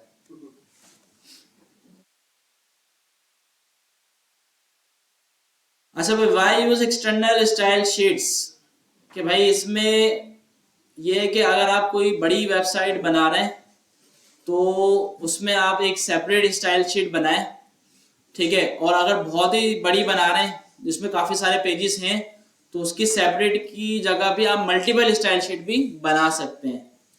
अगर आपके पास 2 स्टाइल शीट बनी हुई है, 2 CSS बनी हुई है, एक है style.css और एक हम बना देते हैं index.css, तो दोनों को भी आप इस फाइल से कनेक्ट करवा सकते हैं। कैसे? यही सेम लिंक कॉपी किया, पेस्ट किया और यहाँ पे स्टाइल की जगह, ठीक है, तो दोनों अब कनेक्ट हो गए। दोनों में जो CSS लिखेंगे वो इस पे चलेंगे, ठीक है। इस तरह भी हो सकता है, या आप एक CSS की फाइल को 5 HTML फाइल के साथ भी कनेक्ट कर सकते हैं, ठीक है। तो ये सारी चीजें, डिफरेंट वर्जन्स ऑफ CSS।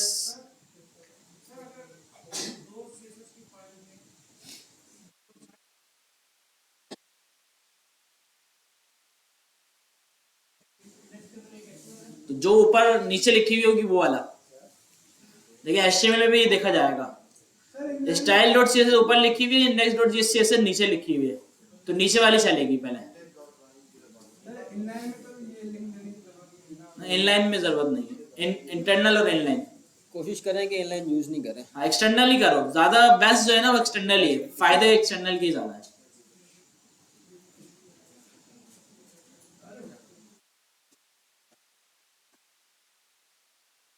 अच्छी नहीं लग रही क्या CSS?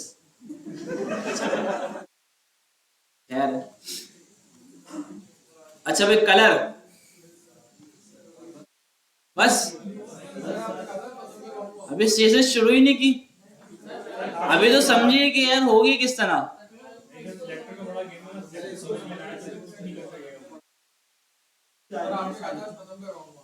CSS आज खत्म करवा दे, इतना इंपॉर्टेंट टॉपिक है यार, कलर इतना मजेदार चीज है कलर। सर यूनिवर्सल जो है ना सिलेक्टिव लगाया पूरे उसके सही है कि फॉर्म जो है ये सारा हो जाए एक जैसा, लेकिन अब मैं चाह रहा हूँ कि पहली एडिंग है उसका फॉर्म दूसरा हो जाए। क्या कह रहे हैं, दोबारा बताएं।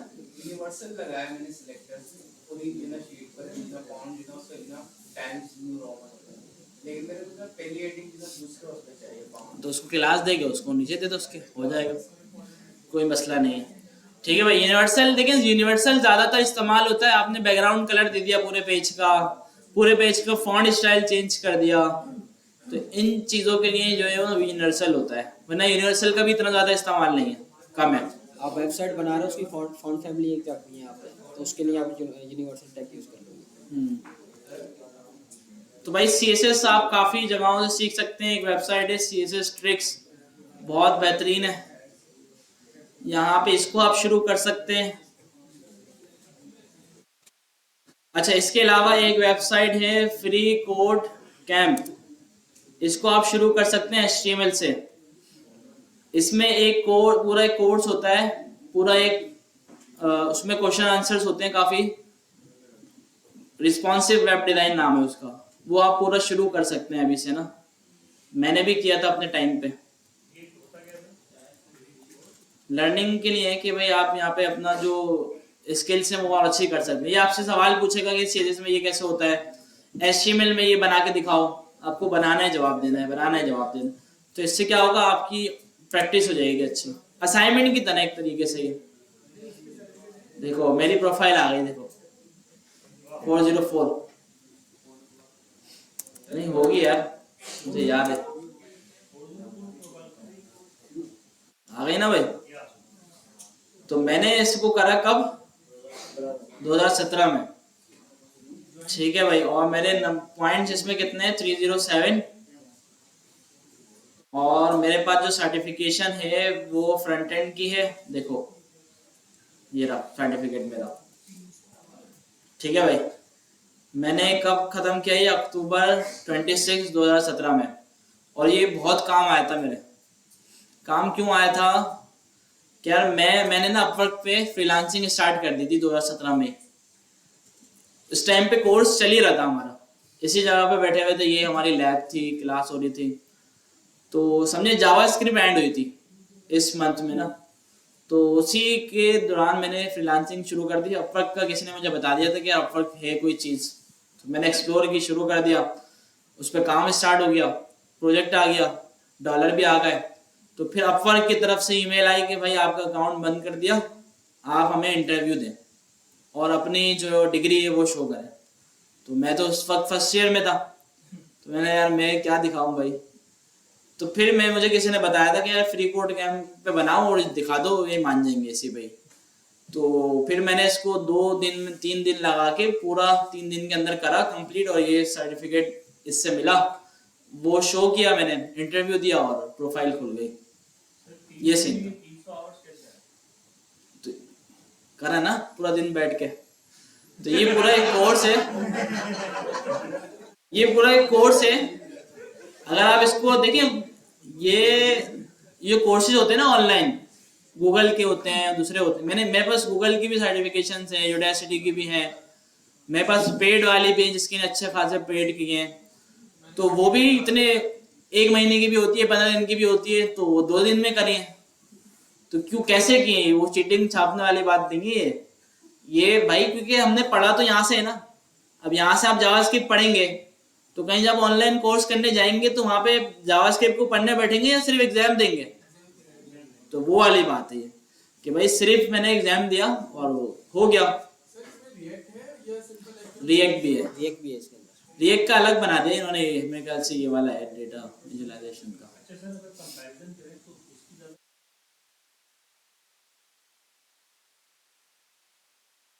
तो देखिए वैल्यू हर चीज की है, ऐसा कोई वो नहीं है। देखिए ये तो फ्री है, हर कोई करता है, ये पूरी एक कम्युनिटी बनी हुई है, वर्ल्ड वाइड सब लोग इसको कर रहे होते हैं।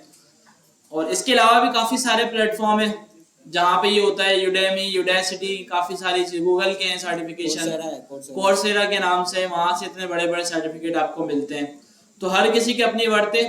अच्छा गिटहब आपने बनाया हुआ है ना, तो आप इसको गिटहब से साइन इन कर लेंगे। मैं एक तरीका बता रहा हूँ कैसे होगा, ये गिटहब से कर लिएगा इसको अपने। गिटहब बता दूं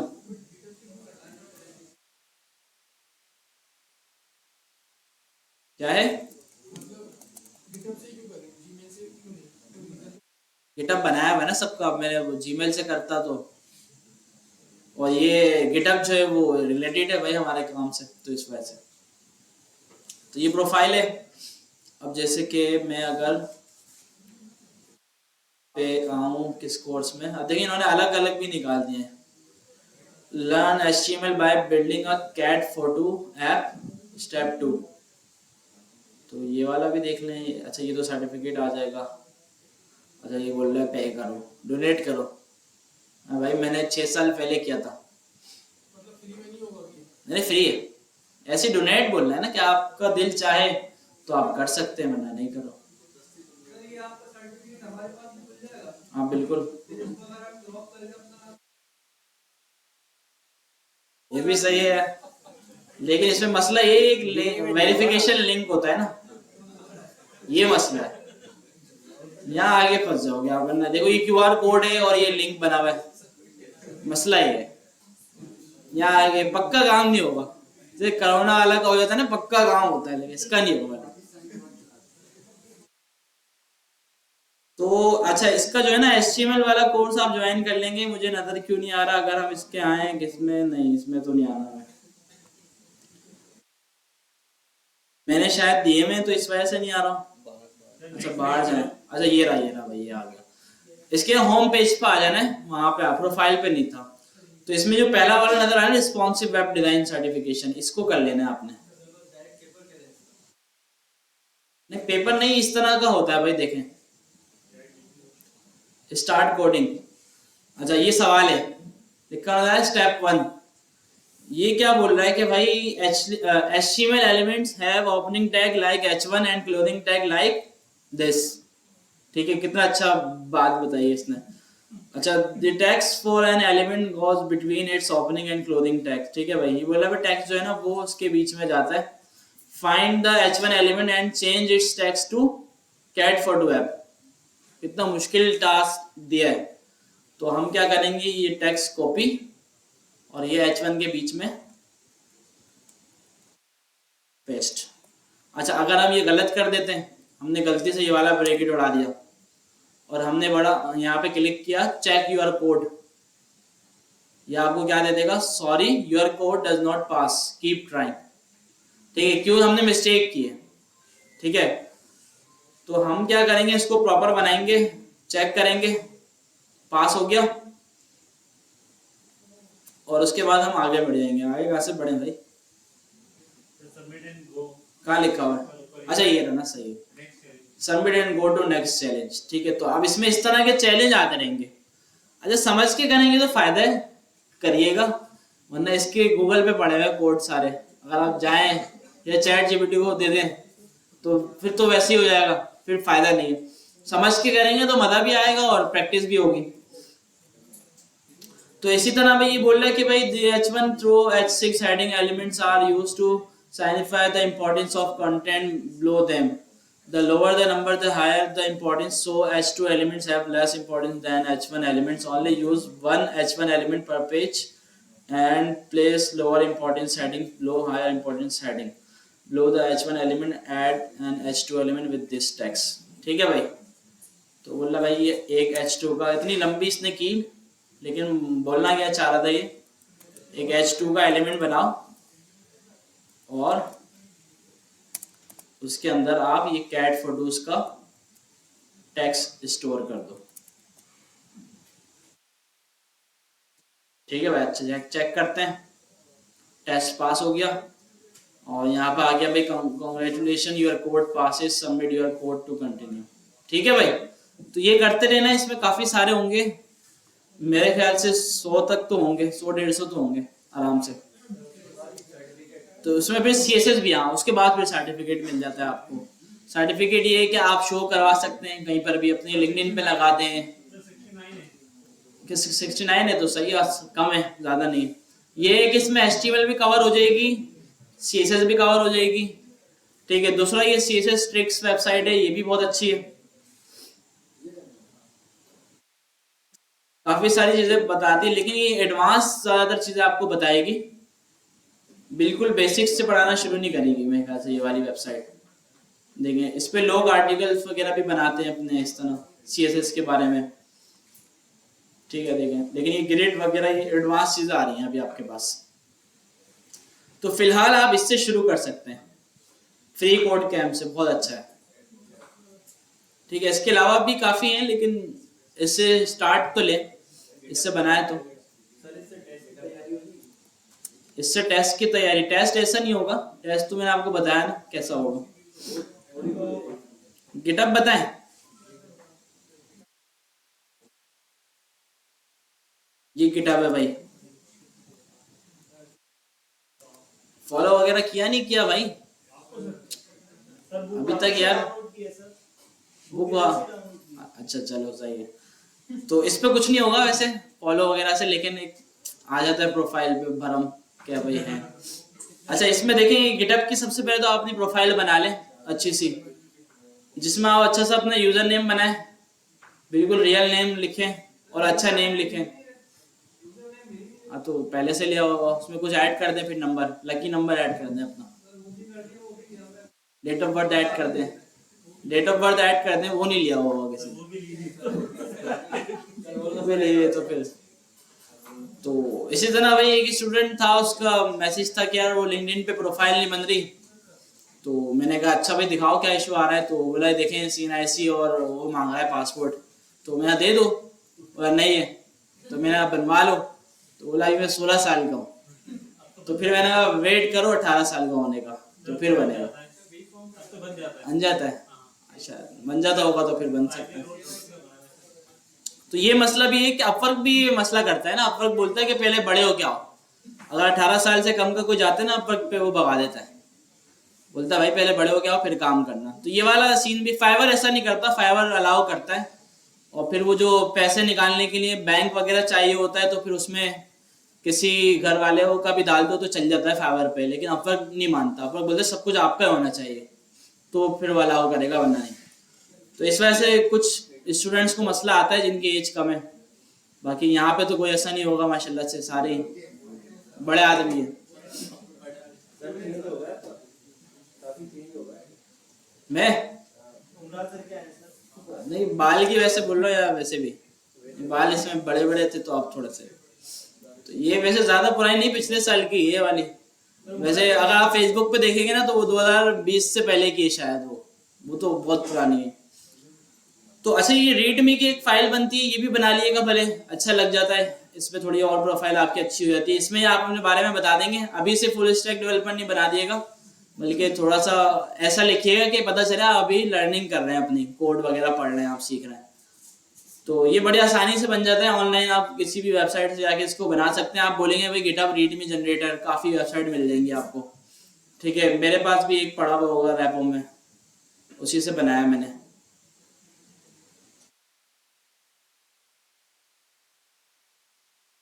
कहाँ चला गया भाई, पड़ा था।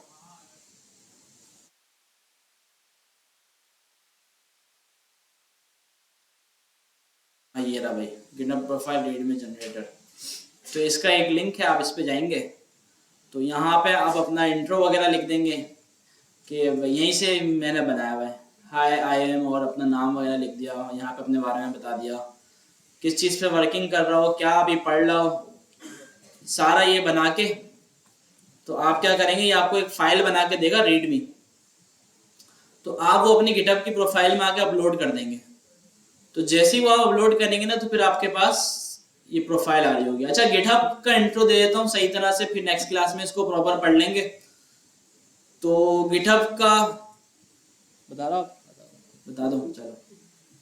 हाँ कुछ पूछ रहा हो, हाथ उठा के नीचे देख रहे हैं, अंगड़ाई ले रहे थे, खैर। अच्छा पे गिटहब भाई जो है एक बहुत ही बेहतरीन प्लेटफॉर्म है। अच्छा गिटहब जो है ना, गिटहब से पहले ना एक हमारे पास टूल है जिसका नाम है गिट। ठीक है भाई, गिटहब अलग है, गिटहब से पहले हमारे पास क्या है, एक टूल है जिसका नाम क्या है, गिट। ये वाला अगर हम यहाँ पे गिट लिखे ना, वैसे तो इतनी ऐसी हुई हुई है, गिट ही लेके आएगा, हाँ बल्कि ये वाला गया गिट। ये एक सॉफ्टवेयर सिस्टम है पूरा।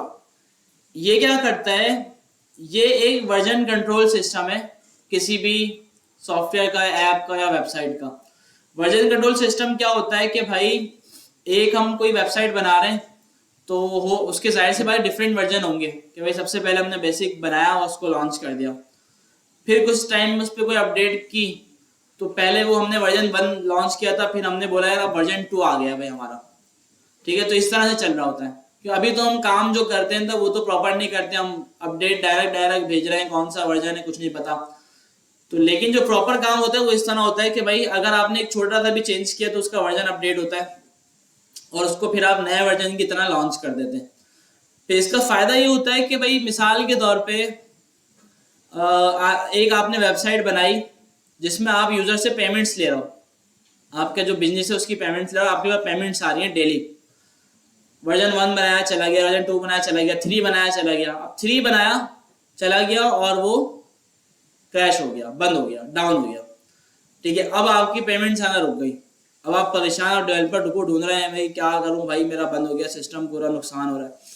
तो इससे क्या होगा, आपने अगर इसको मैनेज किया होगा वर्जन कंट्रोल सिस्टम के साथ, तो आपके पास ना पुरानी पूरी हिस्ट्री मेंटेन है। वर्जन 1 का कोड भी आपके पास अलग है, वर्जन 2 का भी, वर्जन 3 का भी। और अगर मैनुअली हम करने जाए ना तो हमें कंप्यूटर में फोल्डर बनाने पड़ेंगे अलग अलग, ये वर्जन 1 का फोल्डर है, वर्जन 2 का फोल्डर है, तो ये बहुत लंबी है। तो गिट जो है ना, ये अपने पास सब चीजें खुद मैनेज कर लेता है। गिट को बोलोगे भाई मेरा वर्जन 1 का कोड कौन सा था, दिखा देगा ये था भाई। वर्जन 2 का कौन सा था, दिखा देगा। तो आप क्या करोगे, जल्दी से 3 वर्जन खराब हुआ है तो जल्दी से 2 वाला निकालोगे और वो लॉन्च कर दोगे, ताकि जो आपकी जो वेबसाइट है वो रुके ना, उसको लोग यूज करते रहे। तो सबसे पहला फायदा इसका ये होता है कि ये वर्जन कंट्रोल करता है। फिर इसका फायदा ये भी होता है कि अगर आप इसको क्लाउड पे ले जाएं, ठीक है भाई, क्लाउड पे मतलब ये कि सर्वर पे ले जाएं किसी, तो फिर ये ऑनलाइन भी हो जाता है, दुनिया भर से लोग टीमें बना के इसके ऊपर काम कर सकते हैं कि भाई एक प्रोडक्ट है, उसके बाद जाहिर सी बात है एक बंदा काम नहीं करता, 10 भी कर सकते हैं, 20 भी कर सकते हैं। तो 10 बंदे अगर काम कर रहे हैं तो 10 के 10 अपना कोड लिख के इस पे भेज रहे हैं और मर्ज कर रहे हैं कि भाई मैंने एक पेज बनाना है, होम पेज, जिसमें एक हेडर होगा, फूटर होगा, साइड बार होगी।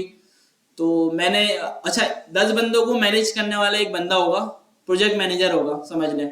वो क्या बोलेगा भाई, एक को कि भाई आप हेडर बनाना, एक को बोलेगा आप फूटर बनाना, एक को बोलेगा आप साइड बार बनाना, और आप कोड भेज देना अपना क्लाउड पे। तो सब जब कोड भेज देंगे क्लाउड पे, वो वेरीफाई करेगा और सारे कोड को आपस में कर देगा मर्ज, ठीक है। तो फिर वो एक वर्जन बन के पूरा आ जाएगा सामने और फिर वो उसको लॉन्च कर देगा, ठीक है। तो टीम वर्क भी हो रहा है, वर्जन कंट्रोल भी हो रहा है, हमारी हिस्ट्री भी मेंटेन हो रही है कि भाई गलती से कोई कोड हमारा डिलीट हो गया लेकिन हमारी हिस्ट्री में था, वो हमने दोबारा निकाल लिया, ठीक है। अगर हमने इतना बड़ा काम कर लिया, कोई हेडर बना लिया, पसंद नहीं आया, क्लाइंट ने बोला अब ये नहीं चाहिए, चलो वो अलग बात है, आप बोलोगे यार बताओ यार बनवा लिया नहीं, तो अगर आप उसको हटा देते हो और फिर दूसरा बनाते हो, फिर क्लाइंट आपको बोलता है नहीं यार वही वाला अच्छा था, तो आप बोलोगे यार मैं नहीं कर रहा काम, यार मैं खेल ही नहीं रहा। तो इससे क्या होगा कि आप उसको डिलीट नहीं करोगे, बल्कि आप उसको एक हिस्ट्री में सेव करवा दोगे अपने पास, ठीक है। तो गिट जो है ना वो अनलिमिटेड होता है, क्लाउड पर जो इसको डालते हैं पता नहीं कितना कितना कोड सेव कर लेता है ये। और अगर आपका सर्वर अपना सर्वर है तो फिर आप लोग वहां पे भी करते हैं, तो इससे क्या होगा, वो आपकी हिस्ट्री बन रही है। अगर क्लाइंट बोलते नहीं यार वही वाला दोबारा ले आओ, आप वही वाला दोबारा निकाल के ले आएंगे। तो इस तरह कभी भी कोई भी चेंज आए ना, आप तो हर चीज के लिए आप तैयार हैं। तो अब आप देखें इसके कितने फायदे हैं भाई, समझ में आए फायदे? करना पड़ता है ना इसको बिल्कुल करना पड़ता है। इसको आप अपना यूजर नेम बना लेते हैं, एक ईमेल बना लेते हैं। अभी तक जितनी भी मैंने बात बताई है गिट की बताई है, गिटहब की नहीं। किसकी बताई है? अब गिटहब क्या है, ये पूरा गिट का वर्जन कंट्रोल जो आप बनाते हैं, इसका एक ना फोल्डर बन जाता है पूरा। इसका जितना भी कोड होता है सारा उस फोल्डर में आता है। आप उस फोल्डर को अपलोड कर देते हैं गिटहब के ऊपर। गिटहब इसका क्लाउड है। गिटहब क्या है इसका? क्लाउड। वो क्लाउड पे चले जाता है। अब गिटहब से दूसरा बंदा जाएगा, उठा लेगा, काम करेगा, पुश कर देगा। अब गिटहब पे एक प्रॉपर उसकी आइडेंटिटी बन गई है कि भाई ये काम गौस अहमद ने किया, ये काम अली ने किया, ये काम जैन ने किया। तो इसकी एक प्रॉपर आइडेंटिटी बन गई, सारे मिलके काम कर रहे होंगे। गिटहब पे नजर भी आ रहा होगा प्रोजेक्ट हमारा, और गिटहब पे पूरी हिस्ट्री भी उसकी नजर आ रही होगी। ठीक है भाई, किसने कितना काम किया, किस टाइम किया। अच्छा, अब इसमें ये भी होगा कि 4 बंदे काम कर रहे थे, एक बंदे ने बहुत ही घटिया काम कर दिया और प्रोजेक्ट की पूरे लगा दी रेड। ठीक है, तो अब वो क्या बोला, भाई मैंने नहीं किया, इसने किया। तो दूसरा बंदा तो फंस गया भाई। बोले वो बेचारा शरीफ है, वो कुछ बोल भी नहीं सकेगा। वो अच्छा भाई मैंने ही किया यार, मुझे निकाल दो। ठीक है, तो अब इससे क्या होगा, अगर ये यूज करी हुई कंपनी, पूरी हिस्ट्री आ रही होगी कि भाई अगर एक लाइन का कोड भी लिखा है ना, किसने लिखा है उसका ही पता होगा कि भाई इस बंदे ने लिखा है। तो फिर जिसने कोड लिखा है वो उसका जवाब दे होगा कि भाई आपने ये गलत कोड क्यों लिखा, ये कोड आपका लिखा हुआ है, ये हिस्ट्री बता रही है। ठीक है, तो ये भी फायदा हो जाता है। और भी इस तरह के काफी फायदे हैं इसके, काफी फायदे। अच्छा, और क्या है, आपने लाइब्रेरी बना दी, हेडर बना दिया, अच्छा सबको पसंद आया, आपने उसको गिटहब पे अपलोड कर दिया और पब्लिक कर दिया कि भाई जो चाहे इसको यूज कर ले। और गिटहब पे 2 ऑप्शन होते हैं, पब्लिक और प्राइवेट। प्राइवेट वो होता है कि जो आप किसी के साथ शेयर ना करना चाहे, आपस में काम करें, जिसके साथ आप जिसको एक्सेस देंगे उसके पास जाएगा। पब्लिक का मतलब ये वो किसी के पास भी जा सकता है। जैसे मैंने बुक दी हुई है आपको, पब्लिक है वो, कोई भी जाकर उसको एक्सेस कर सकता है। तो प्राइवेट में क्या होता है, सिर्फ आपको नजर आएगा। ठीक है, तो ये सारी चीज थी। अच्छा, गिटहब सिर्फ अकेला नहीं है, काफी सारे हैं क्लाउड, गिट लैब है, ठीक है, बिट बकेट है, ठीक है। इसके अलावा आपका खुद का भी क्लाउड हो सकता है, लेकिन गिटहब जो है वो सबसे पॉपुलर है, सबसे ज्यादा यूज होने वाला है। फेसबुक, गूगल वगैरह ये भी सब बड़ी बड़ी कंपनीज जो हैं इसको यूज करती हैं गिटहब को। उनके अपने भी सर्वर हैं, अपने भी क्लाउड है। जो ज्यादा प्राइवेट कोड है तो अपने ही सर्वर पे रखता है हर कोई, लेकिन जो ऐसा कोड है जो ओपन सोर्स किया हुआ है, जिस तरह जावास्क्रिप्ट आप पढ़ रहे हैं, जावास्क्रिप्ट का कोड पढ़ा हुआ होगा गिटहब पे, रिएक्ट हम पढ़ेंगे, रिएक्ट का पूरा कोड है इस पे, पाइथन का पूरा कोड पढ़ा हुआ है इस पे। तो इस तरह बड़ी बड़ी कंपनी भी गिटहब को ही यूज करती हैं। दूसरा, फिर आप गिटहब आपकी एक पहचान होती है कि भाई अब जैसे मेरी ये प्रोफाइल है, कोई आके विजिट करेगा, मेरे बारे में सारे इंट्रो देखेगा, मेरा ये ग्राफ देखेगा कि भाई कितना इसने काम किया है, ज्वाइन कब किया, भाई 2017 में ज्वाइन किया है। तो ये सारी चीजें देखते हुए, ये अचीवमेंट देखेगा, ये सारी चीजें देखते हुए फिर कंपनी मुझे ऑफर करेगी इंटरव्यू के लिए कि भाई इंटरव्यू दे दो और ज्वाइन कर लो हमारी कंपनी। तो ये भी फायदा होता है। ठीक है, सर अगर प्राइवेट किया हुआ है आपने, ग्राफ में दिखाएगा? नहीं, अब दिखाता है। प्राइवेट में तो कंट्रीब्यूशन दिखाएगा ना आपने कि भाई आपने इतना काम किया सिर्फ, लेकिन वो कोड नहीं दिखा रहा आपको कि किस कोड पे किया है, वो सिर्फ एक काउंट ले रहा है, आपका काउंट। ये अब बताएंगे नेक्स्ट क्लास में। ठीक है भाई, तो ये सारी चीजें ये देता है आपको। दूसरा भाई कि इसमें ना ओपन सोर्स काम भी होता है। ये ओपन सोर्स बहुत इंपॉर्टेंट चीज है। मैंने आपको जो बताया था ना, अक्टूबर में जो इवेंट आएगा वो भी हम करेंगे, तो वो भी इसी के ऊपर करेंगे हम रहते हुए ना। सही है भाई? तो इंशाल्लाह नेक्स्ट क्लास में इसको एक्सप्लोर करते हैं। नेक्स्ट क्लास में आपका टेस्ट है, पूरी तैयारी के साथ आना है। इंशाल्लाह। ठीक है भाई, और 100 मार्क्स लेके आने हैं। मिलते हैं नेक्स्ट क्लास में। अल्लाह हाफिज।